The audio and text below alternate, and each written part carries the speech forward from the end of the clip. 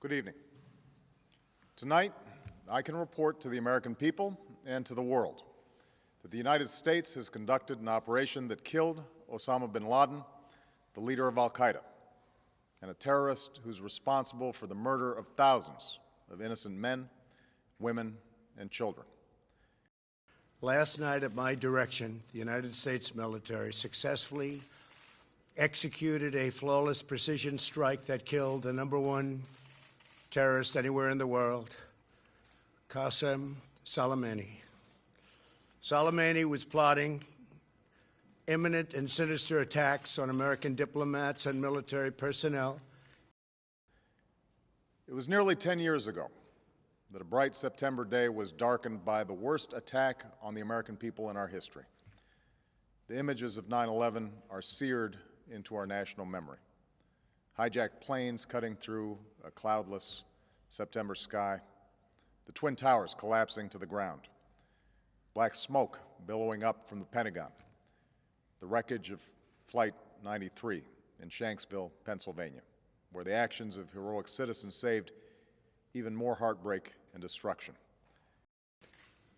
Under my leadership, America's policy is unambiguous to terrorists who harm or intend to harm any American. And yet we know that the worst images are those that were unseen to the world. The empty seat at the dinner table, children who were forced to grow up without their mother or their father, parents who would never know the feeling of their child's embrace, nearly 3,000 citizens taken from us, leaving a gaping hole in our hearts. On September 11th, 2001, in our time of grief, we will find you, we will eliminate you, we will always protect our diplomats, service members, all Americans, and our allies.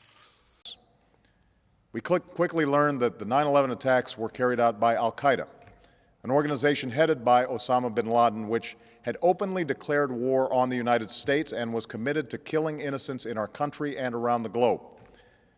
And so we went to war against al-Qaeda to protect our citizens, our friends, and our allies. We will always protect our diplomats, service members, all Americans, and our allies. For years, the Islamic Revolutionary Guard Corps and its ruthless Quds Force, under Soleimani's leadership, has targeted, injured, and murdered hundreds of American civilians and servicemen. We were also united in our resolve to protect our nation and to bring those who committed this vicious attack to justice. The recent attacks on U.S. targets in Iraq, including rocket strikes that killed an American and injured 4 American servicemen very badly, as well as a violent assault on our embassy in Baghdad, were carried out at the direction of Soleimani. Over the last 10 years, thanks to the tireless and heroic work of our military and our counterterrorism professionals, we've made great strides in that effort. We've disrupted terrorist attacks and strengthened our homeland defense. In Afghanistan, we removed the Taliban government, which had given bin Laden and al-Qaeda safe haven and support. And around the globe, we worked with our friends and allies to capture or kill scores of al-Qaeda terrorists, including several who were a part of the 9/11 plot. Soleimani made the death of innocent people his sick passion, contributing to terrorist plots as far away as New Delhi and London. Today, we remember and honor the victims of Soleimani's many atrocities, and we take comfort in knowing that his reign of terror is over. Osama bin Laden avoided capture and escaped across the Afghan border into Pakistan. Meanwhile, al-Qaeda continued to operate from along that border and operate through its affiliates across the world. And so shortly after taking office, I directed Leon Panetta, the director of the CIA, to make the killing or capture of bin Laden the top priority of our war against al-Qaeda. Soleimani has been perpetrating acts of terror to destabilize the Middle East for the last 20 years. What the United States did yesterday should have been done long ago. a lot of lives would have been saved. Just recently, Soleimani led the brutal repression of protesters in Iran, where more than 1,000 innocent civilians were tortured and killed by their own government. We took action last night to stop a war. We did not take action to start a war. Then, last August, after years of painstaking work by our intelligence community, I was briefed on a possible lead to bin Laden.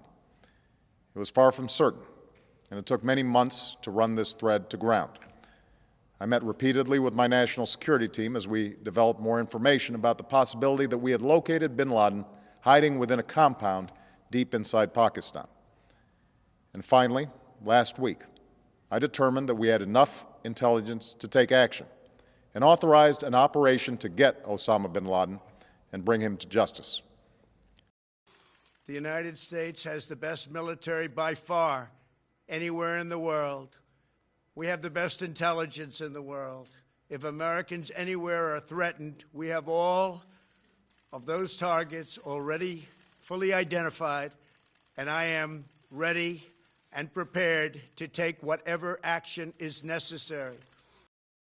Today, at my direction, the United States launched a targeted operation against that compound in Abbottabad, Pakistan. A small team of Americans carried out the operation with extraordinary courage and capability. No Americans were harmed. They took care to avoid civilian casualties. After a firefight, they killed Osama bin Laden and took custody of his body. And I am ready and prepared to take whatever action is necessary. And that in particular refers to Iran. Under my leadership, we have destroyed the ISIS territorial caliphate. And recently, American Special Operations Forces killed the terrorist leader known as al-Baghdadi. For over 2 decades, bin Laden has been al-Qaeda's leader and symbol, and has continued to plot attacks against our country and our friends and allies. The death of bin Laden marks the most significant achievement to date in our nation's effort to defeat al-Qaeda. Yet his death does not mark the end of our effort. There's no doubt that al-Qaeda will continue to pursue attacks against us. We must, and we will, remain vigilant at home and abroad. The world is a safer place without these monsters. America will always pursue the interests of good people, great souls. As we do, we must also reaffirm that the United States is not and never will be at war with Islam. I have deep respect for the Iranian people. They are a remarkable people with an incredible heritage and unlimited potential. We do not seek regime change. However, the Iranian regime's aggression in the region, including the use of proxy fighters to destabilize its neighbors, must end, and it must end now.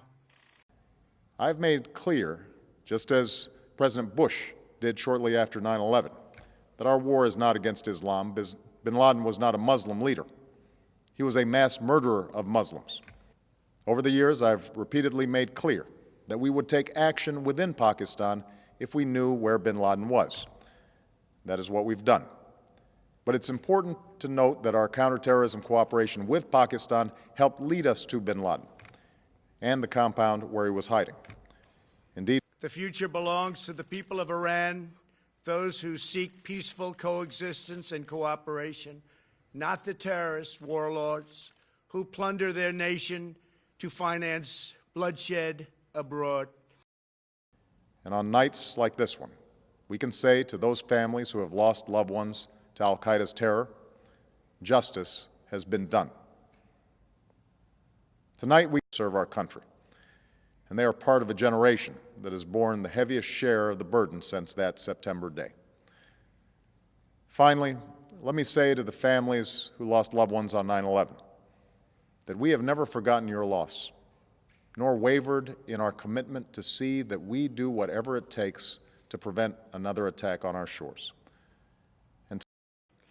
Soleimani was plotting imminent and sinister attacks on American diplomats and military personnel but we caught him in the act and terminated him. Under my leadership, America's policy is unambiguous to terrorists who harm or intend to harm any American. We will find you. We will eliminate you. And tonight, let us think back to the sense of unity that prevailed on 9/11. I know that it has at times frayed, yet today's achievement is a testament to the greatness of our country and the determination of the American people. The cause of securing our country is not complete, but tonight we are once again reminded that America can do whatever we set our mind to. That is the story of our history. Whether it's the pursuit of prosperity for our people or the struggle for equality for all our citizens, our commitment to stand up for our values abroad, and our sacrifices to make the world a safer place. Let us remember that we can do these things not just because of wealth or power, but because of who we are. One nation, under God, indivisible, with liberty and justice for all. Thank you. May God bless you. And may God bless the United States of America.